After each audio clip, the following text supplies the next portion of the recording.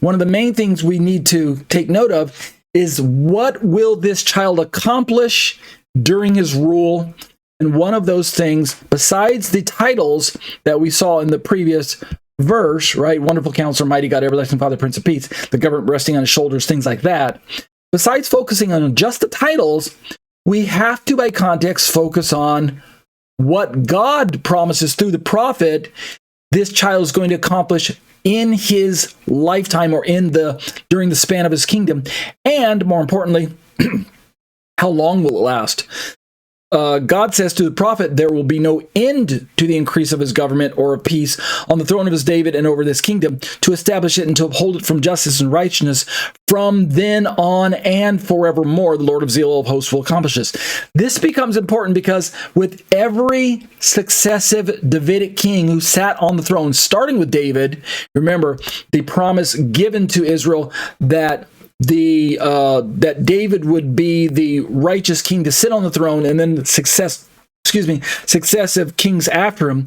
With every king of Israel that sat on David's throne, there was always the overarching promise in the Bible that the ultimate righteous king would rule eternally from the throne of David.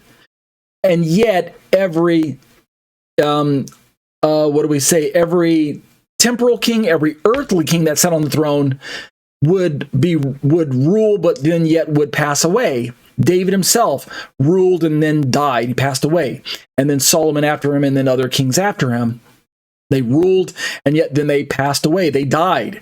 So their time on the throne was limited to the lifetime of the king. But there was always the messianic promise that there would be this righteous king who would one day rule from the throne, and to his rulership, to his throne, there would be no end. Meaning at some point in time, when he sat down on the throne, his rulership wouldn't come to an end. And so we have to always interact with the prophecies in this way. We have to always remember that the prophecies have a near and a far aspect to them. We learned this in our eschatology study, that the near aspect always pointed to some future event in Israel's time that was closer to the prophet when he was writing, usually within a generation, like 30 years, 60 years, 100 years, etc. And yet there was always this also farther aspect where there was the greater final culmination fulfillment, the greater fulfillment of whatever the prophet was talking about. When it comes to David, when we're talking about a king sitting on the throne, we have the immediate king who could be any number of earthly kings, but then we always have the final culmination and fullest fulfillment, which can only be King Messiah, because he has a promise to sit on the kingdom in perpetuity. So that's the point I'm trying to highlight. Now, let's begin to turn to some of the Hebrew and look at it. In Isaiah chapter 9:6, we already saw that the JPS version is simply a transliteration of the Hebrew. Let's read some of the clauses in Hebrew. In the first part, this is using the same Bible Hub tool. You can see on your screen, it looks kind of busy, unless you've seen this page before. Reading from top to bottom, this is what we call the morphology. From top to bottom, we've got the Strong's numbers along the top here of any given Hebrew word. Like this, Strong's number 3205 is Yulad.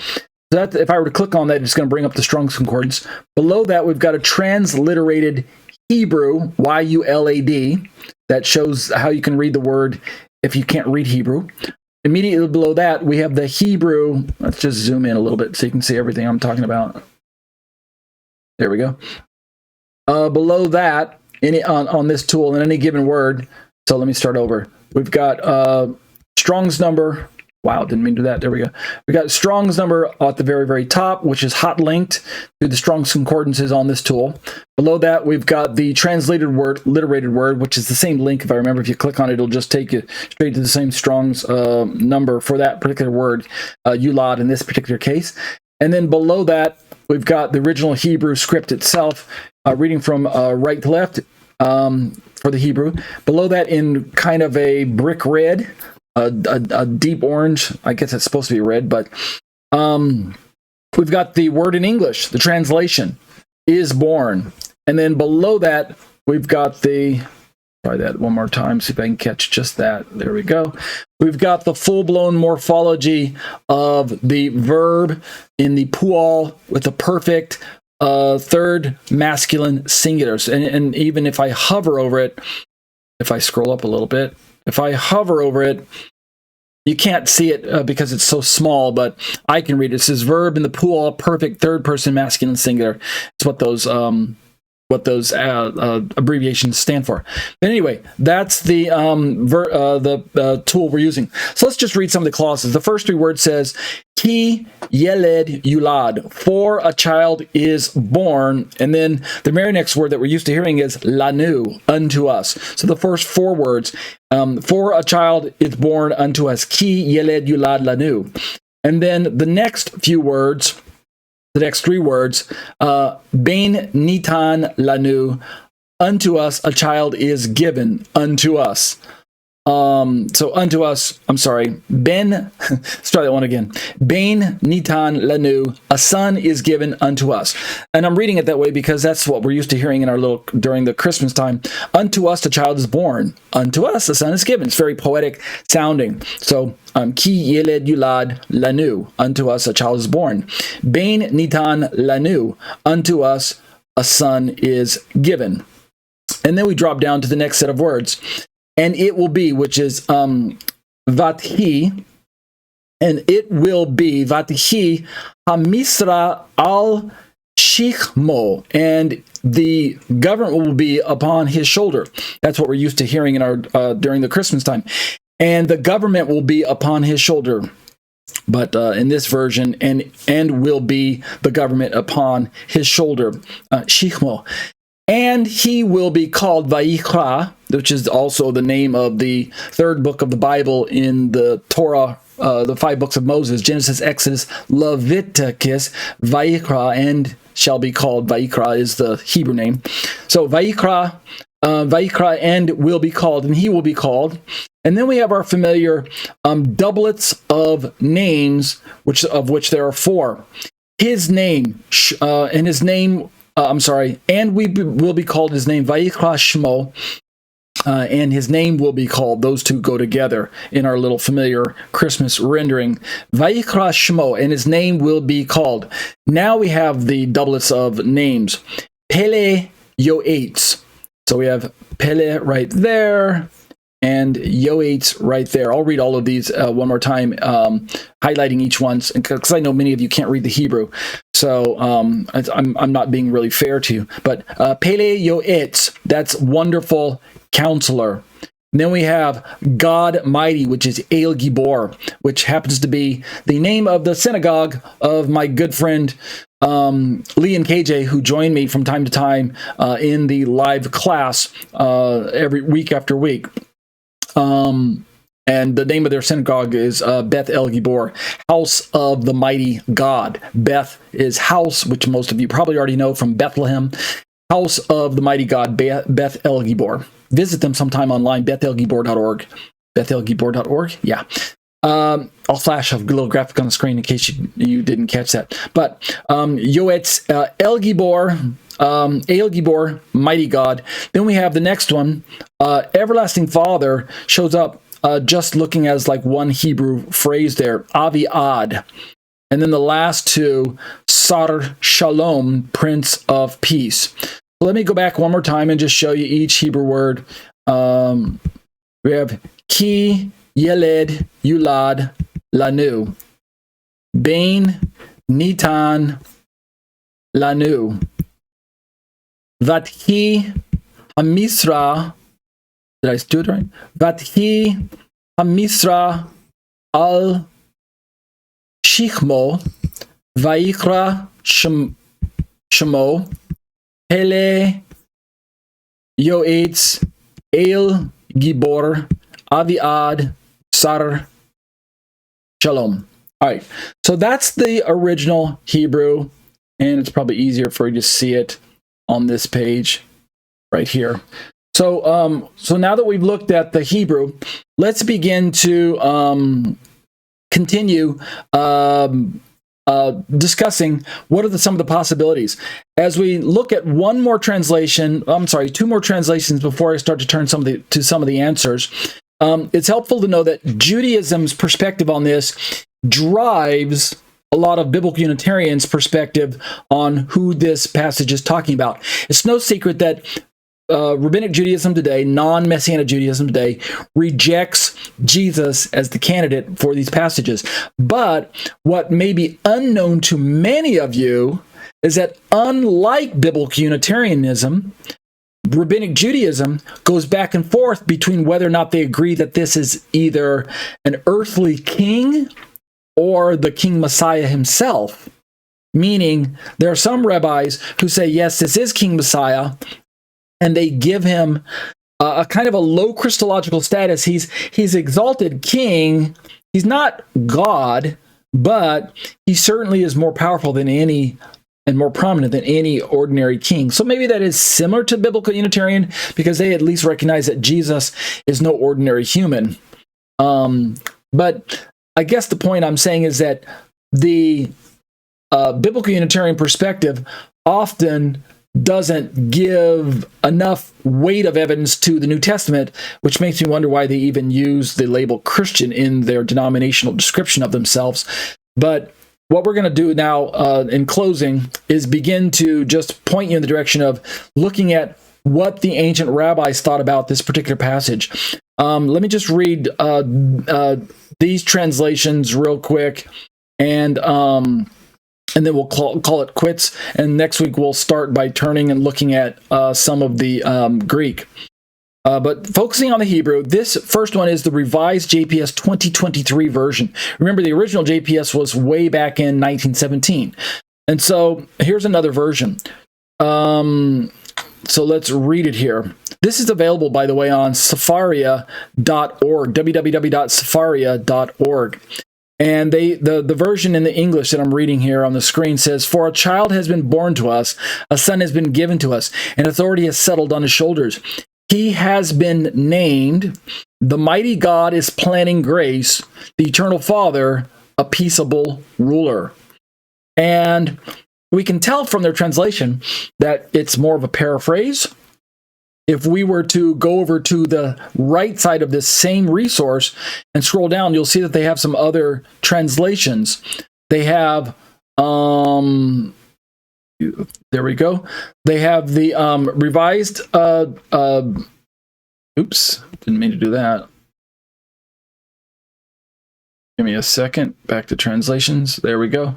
They have the one we just read, the revised JPS version. But then if you scroll down, they have the 1985. They have the 1985 version of the JPS as well. "For a child has been born to us, a son has been given to us, and authority has settled on his shoulders. He has been named, the mighty God is planning grace, the Father, the eternal Father, a peaceable ruler," which, as far as I can tell, is identical to the revised version from the 85 to the 23. But if we keep scrolling down, they gave some more. The 1917 one we read earlier, "For a child is born unto us, a son is given unto us, and the government is upon his shoulder, and his name is called Pele Joet El Gibor Abi Ad Sar Shalom." Again, the translation is just a transliteration. But then they also add the Koran Jerusalem Bible. "For to us a child is born, to us a son is given, and the government is upon his shoulder, and his name is called Pele Yoetz El Gibor Avi Ad Sar Shalom," which, again, is simply a transliteration of the Hebrew. Below that, there's a German version, which I'm not even going to try and pronounce, "Den ein Kind ist uns geboren." Okay, I'm just having fun. Before that, there's an Esperanto version. And below that, they have a French version on this website. Below that, there is the Samuel Cohen version, which looks like another French version to me. Two French versions, Polish version, and then they've got a Yiddish version. Okay, so those are some other translations we could go with if we were really interested, but we're not going to do that tonight.